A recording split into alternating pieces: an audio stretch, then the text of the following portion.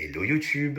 Bon, pour les gens qui me suivent sur Insta, je vous avais promis de revenir sur YouTube le jour où sort cette vidéo. J'ai tenu parole. Bon, même si j'ai 3 mois de retard, mais ça, on dira rien. Comme dans la vie de tous les jours, je suis un peu en retard. Cependant, je l'ai fait. Donc aujourd'hui, on va se retrouver pour une FAQ de retour. Pour ceux qui ne me connaissent pas, donc moi c'est Loïc. D'ailleurs, n'hésitez pas, je vous mettrai mes réseaux sociaux en fin de vidéo. De base, j'avais une chaîne de vlog, mais j'ai décidé de la transformer en chaîne un peu tout ce qui est lifestyle. En fait, j'ai envie de parler un peu de tout ce que j'aime, donc le lifestyle, la pop culture, etc. Et en faire une chaîne un peu généraliste. Donc, si vous avez des idées de vidéos que vous aimeriez me voir faire ou des thèmes que vous aimeriez me voir aborder, n'hésitez pas à le mettre dans les commentaires. On se retrouve juste après le générique et on commence la FAQ.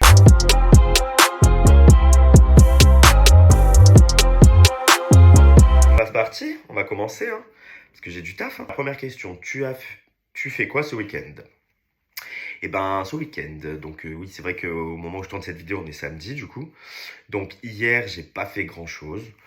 Personnellement, la semaine a été assez rude au travail. Aujourd'hui, je suis allé faire mes 2 piercings au téton et mon nouveau tatouage que je vous mettrai aussi en photo pour que vous le voyez parce qu'il est là. Donc je sais pas si vous allez bien le voir, mais au moins vous le verrez. Donc je suis assez content parce que les piercings, ça faisait un moment que je voulais les faire et le tatouage, ça a été un coup de tête. Et au final, ça m'a donné déjà un autre tatouage pour le mois prochain.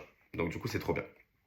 Et ce soir, comme je vous disais, je devais peut-être sortir, mais au final, avec mon pote, on a décidé de pas sortir, puisqu'on va à une soirée samedi prochain, donc on a dit qu'on profiterait à ce moment-là. Comment vas-tu en ce moment? Eh ben, écoutez, ça va. Franchement, grave bien. Je pense que ça se voit, de toute façon, que je suis dans un hyper bon mood. L'année avait un peu mal commencé, mais bon, souvent le mois de janvier, c'est un peu compliqué. Franchement, depuis une bonne semaine, ça va beaucoup, beaucoup mieux. Tout ce qui allait pas trop en début d'année, j'ai pu clôturer tout ça, et puis il y a encore quelques trucs à clôturer, mais à part ça, ça va beaucoup mieux. Niveau travail aussi, parce que c'était un peu la galère aussi en cette fin d'année. Donc franchement, j'ai envie de te dire, ça va plutôt bien. On va profiter de l'année 2024, comme il se doit. C'est quoi qui te donne envie de faire des vidéos pour YouTube? En regardant des vidéos YouTube, ça m'a donné envie parce que j'adore parler avec les gens, je suis très sociable dans la vie, je suis hyper dans le fun, la sociabilité, etc. Et je me suis dit, pourquoi pas faire de la création de contenu et partager ça avec les gens. J'ai quelques concepts en tête que j'aimerais vraiment que ça aboutisse cette année parce que je les trouve plutôt sympas. Et puis si ça fonctionne, tant mieux. Comptes-tu reprendre TikTok? En tout cas, hâte de voir ta vidéo. Merci déjà. Du coup, j'espère que tu la regardes et je te fais un big up. J'aspire à y revenir petit à petit. Je dis pas que je vais faire 10 vidéos à la semaine, mais je vais essayer de reprendre un cursus un peu plus permanent, on va dire. Si tu devais faire un bilan de ton année 2023, ça serait quoi? D'ailleurs, j'en profite parce qu'on a 3 jours de la fin de pouvoir se dire bonne année, donc bonne année à vous. Ça a été un peu un demi-teinte, clairement. Il y a des côtés qui ont été super et j'ai profité à fond. D'autres côtés à certains moments qui ont été un peu plus compliqués. Mais en moyenne et en généralité, je dirais quand même que ça reste du positif. Parce que professionnellement, j'ai réussi à évoluer très rapidement. J'ai eu une évolution, je suis agent de maîtrise, donc je suis quand même assez fier de moi sur ça. J'ai fait des très belles rencontres. Des potes sont devenus des amis. Des gens ont disparu de ma vie, mais en vrai, je suis grave bien entouré, que ce soit à Paris ou dans le sud. Mais c'est vrai qu'il y a eu des moments où ça a été plus compliqué que d'autres, on va pas mentir. Surtout pour une certaine situation, je vais pas rentrer dedans. Maintenant que ça va beaucoup mieux par rapport à tout ça et tout, j'ai pas spécialement envie de remettre de la négativité, alors que maintenant je suis revenu dans ma positivité, le côté solaire, etc. Oui, parce qu'on m'appelle le petit rayon de soleil. Mais franchement, en globalité, j'ai quand même bien profité. J'ai mangé plein de fois au resto, j'ai profité des soirées, je suis sorti quasiment tous les week-ends, je suis allé à Rome alors que j'avais jamais fait l'Italie, j'avais jamais découvert Bordeaux, je suis parti à Bordeaux. Franchement, j'ai passé une très bonne année, bien entouré. En tout cas, cette année, c'est 2024, c'est mon année, je vais beaucoup mieux, je suis grave, grave, grave, grave dans le kiff. C'est pour ça que je reprends ma chaîne YouTube, mes projets, etc. Et je pense qu'en plus, en reprenant ce genre de projet qui me tiennent à cœur, ça va me faire du bien et ça va me permettre de me canaliser sur plein de choses. Là, je reprends le sport la semaine prochaine. J'ai envie de vous dire, en vrai 2023, je l'ai vécu quoi. Je m'en suis sorti. L'avantage d'être bien entouré, c'est que je peux m'en sortir et je suis pas seul quoi. Donc en soi, quand ça va pas, j'en parle. Et puis J'ai dû saouler mes potes avec un sujet en particulier, hein, on se sait. Mais personnellement, je regrette absolument rien. Je n'aurais rien changé. Donc maintenant, go 2024. Quels sont tes projets pour 2024? Bah déjà YouTube. J'aimerais vraiment pouvoir être plus régulier et vraiment essayer de lancer ma chaîne si possible. Il y a un concept qui me tient à cœur que j'aimerais vraiment pouvoir créer. Mais pour ça, il faut avoir un minimum de visibilité, je pense. J'en ai parlé avec quelques personnes de mon entourage. Et je me suis dit, j'aimerais bien lancer un concept d'interview qui apporterait leur parcours, en fait, sur leur parcours LGBT. S'ils ont vécu du harcèlement, comment ils ont vécu leur coming out, comment ils vivent leur vie aujourd'hui, comment ils se sentent, qu'est-ce qu'ils peuvent apporter comme conseil, etc. Et je pense que c'est des choses qui peuvent aider énormément de personnes, parce que YouTube, c'est un peu ouvert à toute catégorie. Et justement, l'entraide et la bienveillance, je trouve que c'est important. Et si ça peut aider des gens à s'en sortir ou à répondre à des questions qu'ils se posent, franchement, si je peux le faire, ça fait grand plaisir. En tout cas, c'est un concept qui me tient vraiment à cœur. Je commencerai par moi-même, parce que je peux pas demander aux gens de venir se confier ou de donner leur parcours de vie si moi je ne le fais pas. Si je peux aider, bah je le ferai, c'est avec grand plaisir. Et puis, ça me tient vraiment à cœur. Donc, si vous avez des idées de comment parfaire ce concept, etc., bah, n'hésitez pas, vous mettez en commentaire et vous venez me parler en DM sur les réseaux sociaux. Sinon, autre projet que YouTube, j'aimerais bien reprendre tout ce qui est chant, théâtre. C'est quelque chose qui me passionne depuis l'enfance. J'en ai fait d'ailleurs quand j'étais petit. J'adore chanter. Sinon, à côté, j'aimerais bien reprendre les voyages parce que le dernier voyage que j'ai fait, c'était Cuba en 2018. D'ailleurs, ceux qui ne sont jamais allés à Cuba, allez-y. Très beau pays. Je ferai sûrement une vidéo story time sur Cuba parce que j'ai plein de choses à dire, y compris le petit amour de vacances que j'avais rencontré. D'ailleurs, Marion, si tu passes par là, déjà big up, mais il faut vraiment qu'on s'appelle parce qu'on devait partir en vacances en février et on n'a pas eu le temps de s'en occuper parce que bah, moi j'ai eu un début d'année un peu compliqué, puis le taf, etc. Mais il faut qu'on se fasse notre voyage cette année. Franchement, on hésite encore entre les États-Unis et le Mexique. Donc, choisissons et partons. Tu as un beau style. Ah, bon, c'est pas une question, c'est un compliment. Bah, du coup, merci beaucoup. Moi, après, tu sais, dans la vie de tous les jours, que je plaise ou pas, je m'en fous, honnêtement. Tant que je me plais à moi, c'est le plus important. C'est très narcissique quand je dis ça. Mais je suis absolument pas narcissique pour ceux qui me connaissent. C'est juste que moi, le regard des gens, je m'en fous, clairement.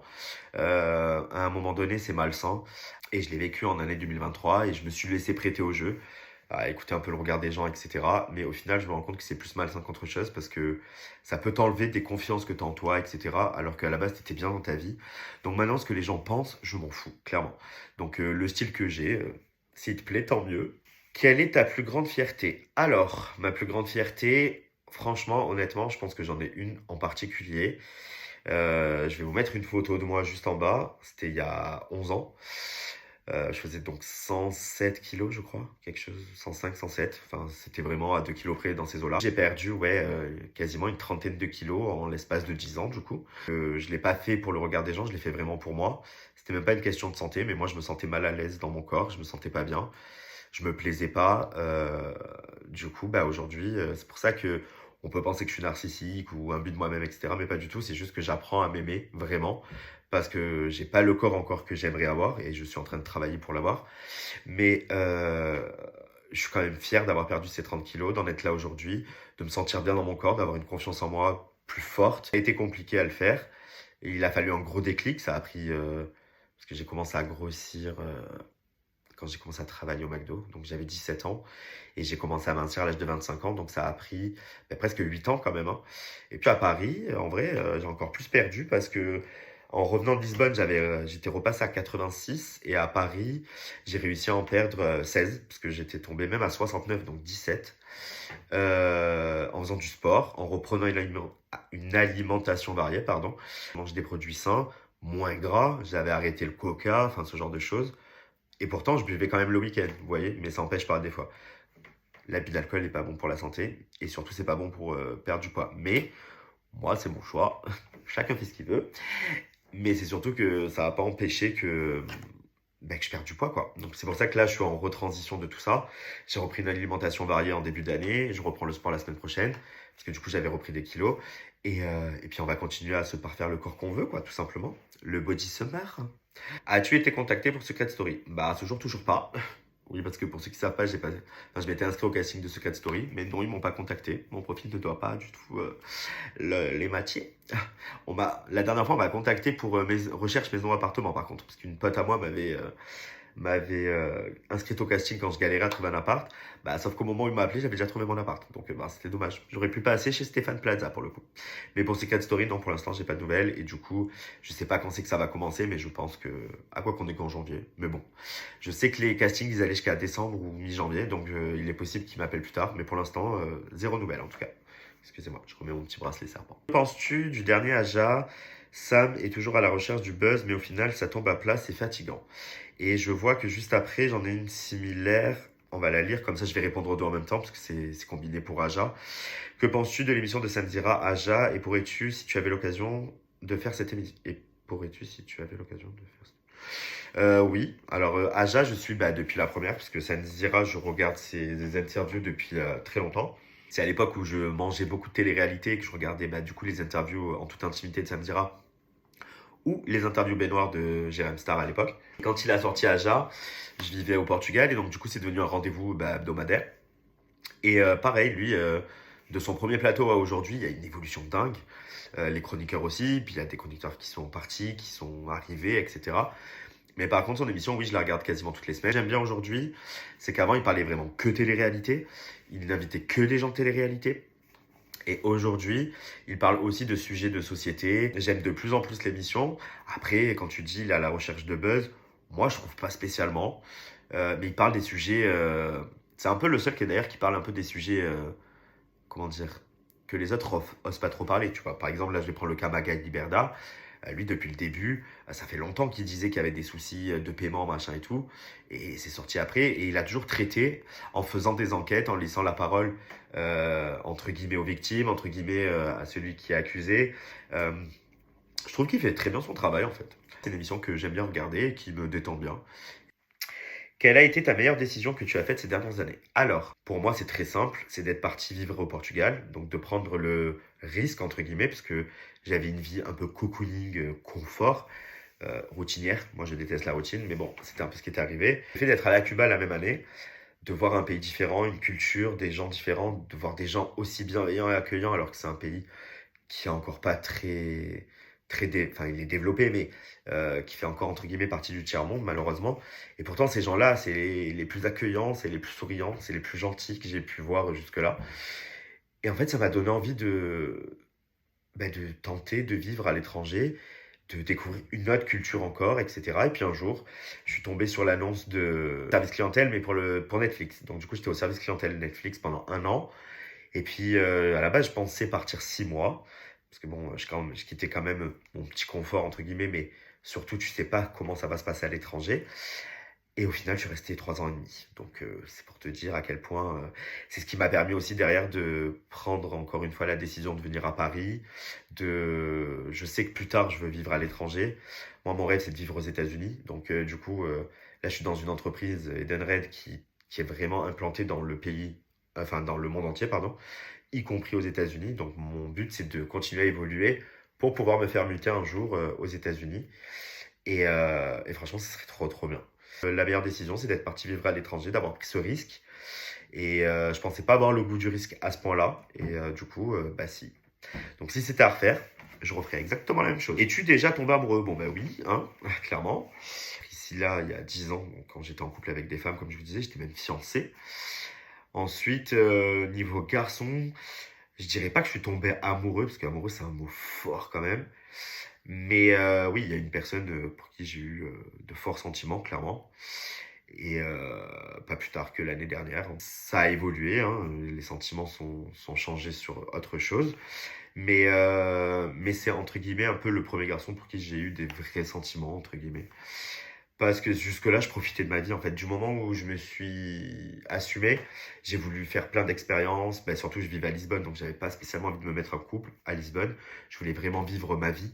C'est ce que j'ai fait. Et puis, comme on dit, de toute façon, les sentiments, on les contrôle pas et ça vient quand ça vient. Bon, ben voilà. Alors, est-ce que tu pourrais être sex friends avec quelqu'un? On peut pas dire quelqu'un. Sex friends, c'est être ami et sexuellement ami aussi. De base, dans ma vie, je suis plus le genre de personne qui veut pas mélanger l'amour et l'amitié. Et des fois, comme je disais, ça ne se contrôle pas. Donc ça m'est pas arrivé d'être sex friends entre guillemets. Mais oui, ça m'est arrivé de coucher avec un ou plus, enfin non, plusieurs amis, ça m'est déjà arrivé, oui. Mais c'est pas quelque chose que je fais régulièrement, on va dire, tu vois. Donc je peux pas dire non, puisque c'est déjà fait. Et en même temps, si les deux ont décidé que ça arrive, il n'y a pas de raison de ne pas le faire, en fait, hein, clairement. Du moment où il y a une attirance, ne change rien, j'adore la personne que tu es sur tes réseaux. Merci beaucoup. Bon, ça veut dire qu'on se connaît pas en réel, du coup, parce que tu aurais mis et dans la vie. Mais ben, en fait, j'essaye d'être... comme je suis dans la vie, j'essaye de transparaître ça sur mes réseaux. En fait, moi, je suis le genre de personne, quand ça va, ça va. Quand ça va pas. Je peux le dire. Il n'y a pas de mal, en fait. Moi, les gens qui mettent comme quoi leur vie, elle est à 100% paradisiaque, féerique, jamais de problème, etc. Alors qu'on sait que c'est pas vrai. Enfin, ça sert à rien de mentir sur Insta. Alors, je veux bien que les réseaux, ça sert à donner une genre de vitrine. Mais pour moi, les réseaux, c'est tes réseaux, en fait. Donc, tu dois être toi-même. Et moi, je suis moi-même. J'essaie d'être le plus sincère, honnête et bienveillant possible, même sur mes réseaux. Donc, merci pour ton compliment, ça me touche beaucoup. Et comme tu m'as mis un petit cœur, je te mets un petit cœur aussi. Vu que tu reprends YouTube, peux-tu me dire qui tu es, mon youtubeur, et qui tu suis? J'ai commencé avec la beauté, donc les deux seuls que vraiment je continue à suivre sur ce thème-là, c'est Gaël Garcia Diaz parce que j'adore le personnage de Martine. Et en plus, elle ne fait pas que spécialement des vidéos sur le make-up, même si c'est en grande majorité, mais elle fait aussi sur le skincare. Et là, pour le coup, le skincare, ça m'intéresse, parce que j'adore prendre soin de moi et de ma peau. Euh, et Martine, enfin Gaël Garcia Diaz, elle me fait trop rire. Elle a toujours des punchlines de fou, des pics et tout. Enfin, moi, en tout cas, c'est une personne que j'adore suivre. Sinon, Sananas, parce que c'est une personne avec qui j'ai commencé. Et même si je regarde, enfin, je me make up plus trop, etc., j'en ai quand même à la maison. Mais je sais pas, j'aime bien regarder ses vidéos parce que je la trouve douce, elle me détend, j'aime bien sa vibes. Donc, c'est de là. Après, en musique, il y a Pop Slay. Donc c'est la chaîne de Guillaume de Popslay. Je l'ai découverte il y a 2 ou 3 ans, je sais plus, enfin quasiment quand elle est sortie. Et c'est sur la musique, donc automatiquement j'adore. Et c'est sur la pop, donc c'est un de mes genres de musique préférés. Donc toutes ces vidéos, je ne les rate pas. Je suis abonné à sa chaîne, j'ai la cloche qui est activée. Je n'active pas la cloche pour tout le monde, mais pour lui, je l'active parce qu'à chaque fois, je sais que je vais me régaler. Et en plus, ce que j'aime dans sa personne, c'est que je partage souvent quand je regarde sur Instagram et il a toujours des petits mots en DM, etc. Il repartage. Enfin, il est hyper bienveillant avec sa communauté, pardon. Ce qui fait que ça te donne encore plus envie de le suivre et de lui donner de la force, quoi. Donc, Guillaume, si tu passes par là, même si je pense pas, hein, merci pour ton taf. Kalali, pareil, c'est un YouTuber qui fait de la pop, enfin qui parle de pop, j'adore. En plus, j'ai eu la chance de le rencontrer à une soirée et il est super gentil aussi en vrai. Steve de Music Feelings, lui je crois que c'est la première chaîne musique que j'ai suivie. Lui il fait beaucoup de R&B et de hip-hop qui est aussi des thèmes que j'adore et surtout américains, donc du coup je kiffe de ouf. En pop culture, Da Giovanna, c'est une des premières que j'ai suivies, que j'adore aussi. C'est d'ailleurs une aussi qui m'a donné envie de faire YouTube par rapport à tout ce qui est lifestyle et parler de pop culture, parce qu'elle le fait super bien. Et j'adore sa vibes. Elle est brésilienne, en plus j'adore. Donc ça, Giovanna, big up. Il y a Gossip Gloss que j'ai découvert il y a pas longtemps, il y a 1 an et demi, 2 ans. Pareil, elle fait des super vidéos pop culture. Et donc une pour qui j'ai eu un coup de cœur cette année, enfin l'année dernière en juillet quand j'ai découvert, c'est Liana. Alors elle, ce que j'aime beaucoup, c'est qu'elle a donné son parcours de vie, elle a été addict à des drogues dures, etc. Et elle a donné son parcours pour s'en sortir, comment voir pour les gens qui ont des gens qui se droguent autour d'eux, les red flags pour les aider, ce genre de choses. Et du coup, en fait, je suis tombé sur une de ses vidéos, mais qui était en rapport avec une personne de télé-réalité qui était là-dedans, justement. Et en fait, j'ai kiffé sa chaîne, maintenant je la suis. J'ai même parlé avec elle par Instagram la dernière fois. Super gentil, vraiment un amour, vraiment. Donc Liana, pareil, si tu passes par là, big up à toi. Franchement, continue, ne lâche rien. Une que je kiffe de ouf, c'est Océane. Océane Plus, enfin, vous savez, Océane. Elle, c'est ma go. Elle me fait rire tout le temps. Elle, quand je l'ai découvert dans Les Anges à la base, sa personnalité, j'ai dit, elle, il faut qu'elle perce. Et elle a percé sur YouTube, et tant mieux, parce que du coup, ça aurait été dommage qu'elle se perde dans la télé-réalité, parce qu'elle fait des concepts géniaux. C'est Ria qui me font toujours rire. Bon, c'est dommage qu'il n'y ait plus le 4 mariages pour une lune de miel, on va pas mytho. Mais malgré tout, ça reste Océane, et elle me fait trop rire, quoi. Et puis son gars, le mytho, n'importe quoi, pas le mytho, le motif, pardon, qui d'ailleurs, pour ceux qui savent pas, est le frère de la chanteuse et rappeuse Shai. Je l'ai su ça il y a pas si longtemps. Et franchement, ils me font mourir de rire tous les deux. Ils sont trop beaux déjà tous les deux, mais en plus, ils me font mourir de rire. Ensuite, je regarde aussi Bastos, parce que lui, je le kiffais déjà dans la télé-réalité, mais même ses vidéos, j'aime bien. Il parle de tous les sujets, il a peur de rien, il dit les choses. Franchement, Bastos, je t'aime. Euh, et après, par rapport au cinéma, mes deux préférés, ça sera Mes Romain. Lui, il se focalise uniquement sur les films d'horreur. Et comme je suis un grand fan de films d'horreur, automatiquement, je ne pouvais que le suivre et kiffer ses vidéos. Surtout qu'il a un grand amour pour la saga Scream, tout comme moi, qui est le premier film d'horreur que j'ai vu. Donc franchement, Mes Romains, j'adore. Et Corn Pop, pour ceux qui connaissent pas, je leur donne de la force. Lui, pareil, il va faire un peu dans les films d'horreur, mais là, il fait des rétrospectives aussi sur Harry Potter, sur plein d'autres choses. Et franchement, je kiffe. Franchement, c'est vraiment les youtubeurs que je suis en priorité et que j'adore. Cette question sera un peu le jugement. Sortir autant ne cache-t-il pas un mal-être à ton âge? Alors déjà, l'âge n'est qu'un chiffre, merci. Et non, pas du tout, ça n'a rien à voir. C'est que, pour t'expliquer un petit peu, quand bah, justement j'étais en gros surpoids à l'époque, j'avais une vie plutôt normale, mais je sortais pas vraiment en boîte. On allait juste boire des verres, je sortais de temps en temps, on va dire. Du coup, quand j'ai commencé à m'assumer, que j'ai commencé à me sentir moi-même, à être bien dans ma peau, etc., bah, j'ai juste envie de profiter des années que j'ai manquées. Alors certes, ça arrive avec du temps, parce que j'ai passé la trentaine. Peut-être que pour toi, c'est plus choquant, mais non, c'est pas lié à un mal-être, c'est juste à une envie de faire la fête, et j'adore faire la fête. Donc je vois pas pourquoi je vais m'en priver. Après, c'est vrai que j'ai fait des excès l'année dernière où je suis sorti tous les week-ends de février jusqu'à quasiment novembre. Mais, euh, mais ça veut pas dire qu'il y avait un mal-être, c'est juste que je profitais de ma vie parisienne, etc. Là, j'ai décidé que j'allais plutôt faire enfin, 2 week-ends par mois de sortie. Et les 2 autres à me consacrer à mes projets, etc. Souvent 2 soirées que j'aime beaucoup à Paris dans la communauté LGBT. Donc la Dr Love et la Big. C'est 2 soirées que je kiffe. Et si tu penses que c'est parce que j'ai passé 30 ans, il faudrait que je sois en couple, avec un enfant, marié, etc. Chacun fait ses choix de vie en fait. One life, YOLO, on n'a qu'une vie. C'est pas grave si on n'est pas dans les stéréotypes qu'il faut être, etc. Et d'ailleurs, pour ceux qui me regardent, pareil, si toi aussi tu as l'impression qu'on te juge parce que tu n'as pas la vie adéquate qu'il faudra avoir à un certain âge, etc., bah on s'en fout en fait. Tant que ta vie, elle te correspond, elle te plaît, elle te fait plaisir, régale-toi, profite à fond. Quelle est ta plus grande insécurité? Alors, ma plus grande insécurité, je pense qu'elle est plus trop d'actualité parce que j'y ai énormément travaillé l'année dernière, mais c'était la peur de l'abandon. Alors, c'était vraiment ma pire insécurité, c'est que j'avais peur d'être tout le temps abandonné par les gens que j'aime, etc. Quand je me disputais avec une personne, j'avais toujours, enfin, dans ma tête, c'était ça y est, on s'est disputé, ça y est, je l'ai perdu.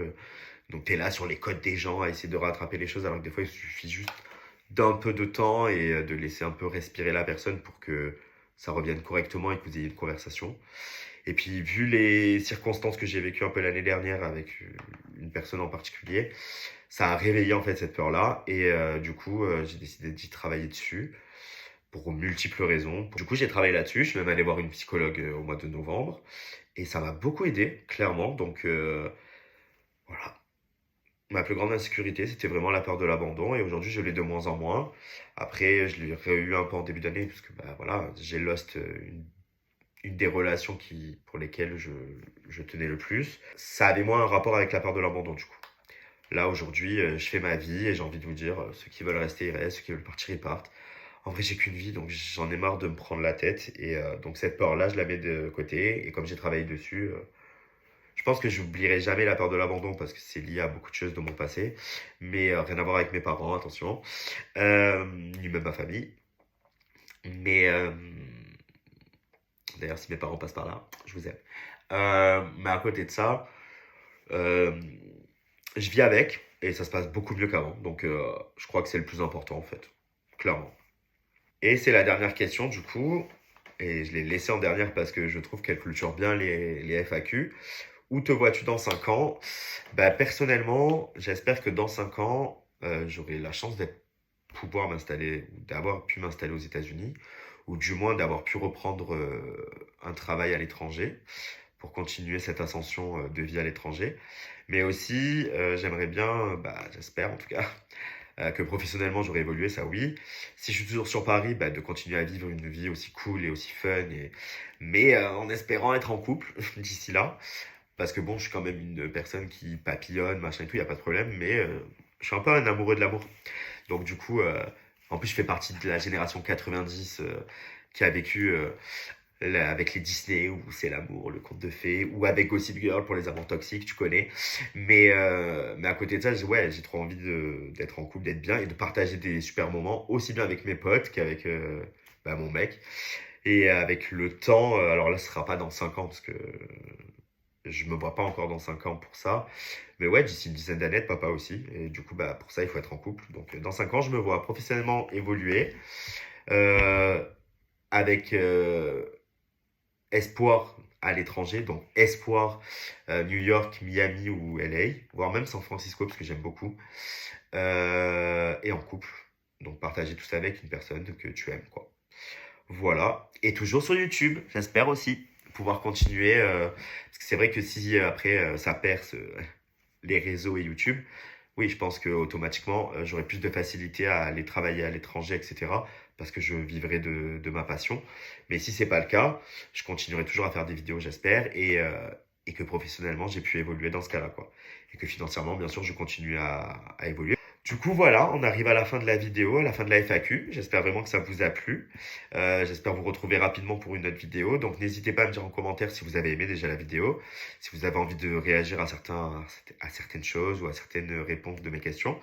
Et aussi, si vous avez des concepts à me donner ou des envies que vous aimeriez voir sur ma chaîne, etc.